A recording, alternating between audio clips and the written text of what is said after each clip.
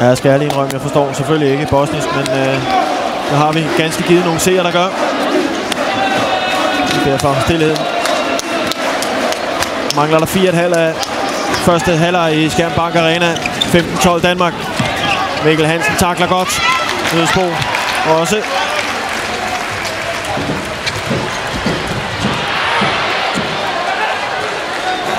Mikkel Hansen. Det er altså godt forsvarsspil også. Han spiller en lille smule for tidligt. Han er allerede på vej derud. Ja, Hajdarevic. Nordlæs. Var der under opsejling. Mistede bolde her, ser vi. 4 danske. Det her tidspunkt, Peter. Enkelt teknisk fejl. Hvad siger overdommeren? Ja, men en enkelt for meget. Vi kan få dem til at rette det ude i grafikken i stedet. Ja. Martinovic for anden gang. Det er lidt for flade her. Afslutningen er langt udefra. Den over højre foden på Landin. Og skudt rundt om paraderne.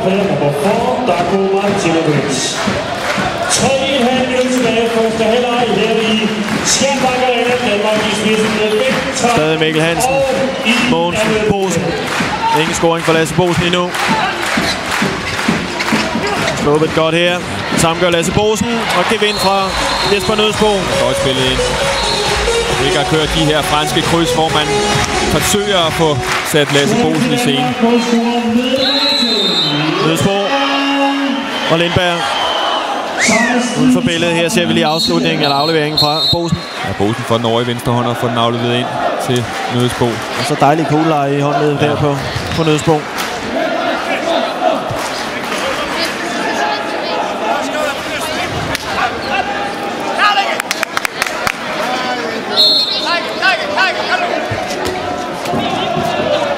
Nu har vi fået Adanovic her med nummer 8 ind igen. Lille playmaker.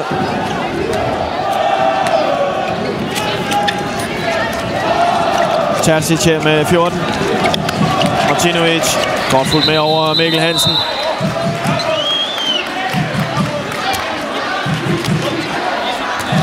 Ja.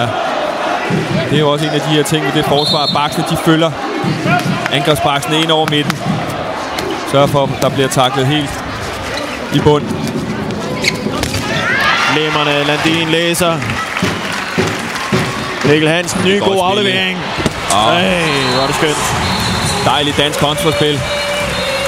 Nødsbo lige op i banen. God aflevering. Mikkel Hansen der som et projektil af Nødsbo. Fat i bolden og sikker afslutning. Så er de altså lige langt. Laner og Nødsbo. 3 baser hver. Ja. Første små 28 minutter her. Jeg synes også, at Nødsbo startede en lille smule nervøs. Var måske lidt rystet af den start, som Lane har fået. Men har spillet sig gevaldigt op. Det må virkelig være. Ja, både ikke særlig sjovt, men også fantastisk at spille sådan 3 kampe her, hvor man ved, det er altså sablen på stroben, man har.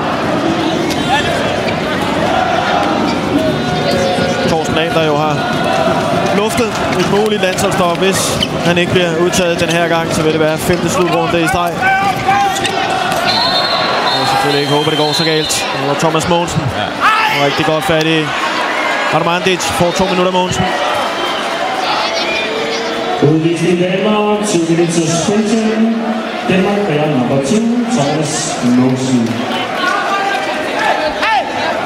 Ja, kommer lige 10. del af sekund for sent i den tackling. Venstre bakkerstreg!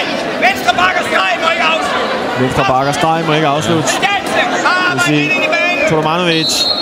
Og det vil sige Terzic her med nummer 14. Og ser med de 5 resterende danske markspillere formår at dæmme op for det. Så kommer der Terzic ind i midtzonen. Glimrende Landin med opdækning i feltet. Ja, et tyndt strafkast. Og hverken Landin eller Wilbæk, der heller tilfreds med den kendelse fra det finske dommerpar. Der lykkes ellers den danske taktik. De vil gerne styre, hvilke spillere der skal til afslutninger. Også i de her undertalsperioder, og det er højre fløjen, der ikke har haft en afslutning. Og Terzic og flexer, kringler ned under Landin. Tredje scoring af Terzic.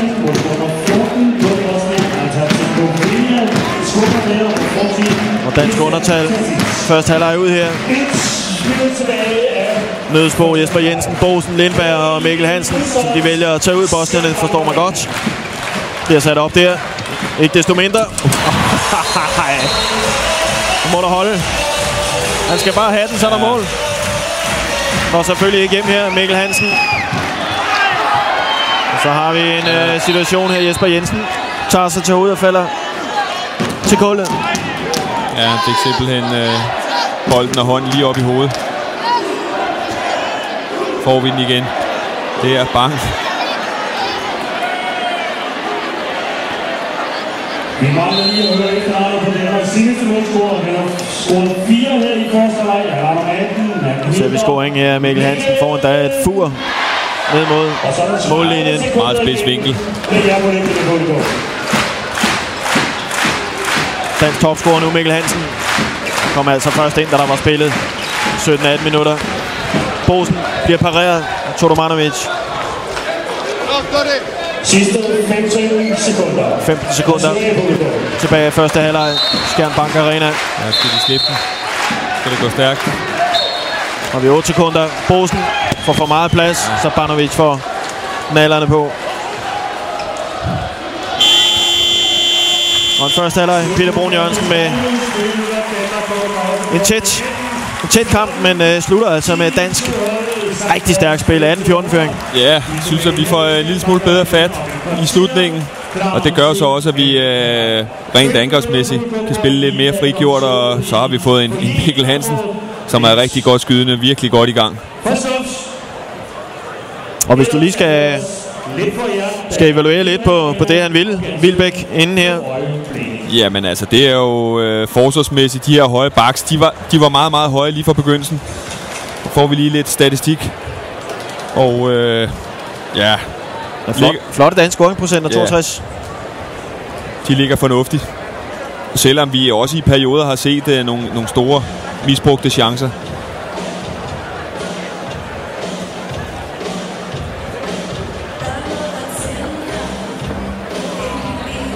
Og 18-14 altså fuldt med til 9-9 var også foran 10-9 Bosnien. Og godt kommet tilbage af det danske mandskab. Og så står vores reporter Stig Søjden Terkelsen klar med den danske oversætter Michael V. Knudsen. Værsgo. Ja, Michael Knudsen. En første halvleg, der ender 18-14 i Ars favør. Hvad er din reaktion på de første 30 minutter derinde? Ja, jeg synes, det er en ganske udmærket første halvleg. Det er klart, at vi laver nogle ting, vi godt kan gå bedre anden leg. Forsvarsmæssigt laver vi vi går lidt fejl hinanden nogle gange. Kigger lidt vores nye forsvarssystem, hvor vi skal have bakkene langt frem. Der er nogle gange, hvor de kommer for langt frem og ikke får byttet ordentligt. Men det er klart, det tager lang tid at finde hinanden, og det er ikke noget, man gør fra den ene af til den anden. Heldigvis har vi nogle kampe nu, hvor vi kan prøve at træne lidt af og finde de forskellige formationer. Samtidig er det selvfølgelig også angrebsmæssigt. Jeg synes, der er fine præstationer, men igen er der nogle ting, hvor vi løber lidt forkert. Men generelt synes jeg, det er okay, og det bliver bedre og bedre kamp for kamp. Så det er nogle nye systemer, der lige skal spilles lidt ind, eller hvordan? Det er klart, der er stor forskel på at træne dem i den uge, vi nu har haft sammen, og så for at spille en kamp. Det er noget helt andet, og helt anden intensitet på en kamp. Så det er dejligt, at vi har en god modstander og kan prøve de forskellige ting af. Anden halvleg, hvad er dit råd til drengene derinde? Jamen, det er at fortsætte, som vi har gjort nu. Altså fortsæt med at arbejde med forsvaret, få det til at fungere rigtig godt. Fortsæt med at løbe de kontra, som vi trods alt har fået en del af i første halvleg, og som skal blive nogle af de ting, vi skal gøre rigtig godt til VM for at få succes. Så det er gå ind og klø på, og så vinder vi også den her kamp klart. Tak skal du have. Jeg vinder den her kamp klart. Peter Brun Jørgensen. Michael V. siger her, at han synes, at de danske backs bliver lidt fladere end aftalen var, der går lidt tid. Er du enig i det? Jamen, de startede meget, meget offensivt. Så var det som om, og det gik egentlig fornuftigt, så var det som om, at Bosnien de fandt ud af, hvordan de så skulle spille, og de spillede mange bolde ind til Todomanovic på stregen, og det voldte altså store problemer. Så trak vi os en lille smule længere tilbage, og der synes jeg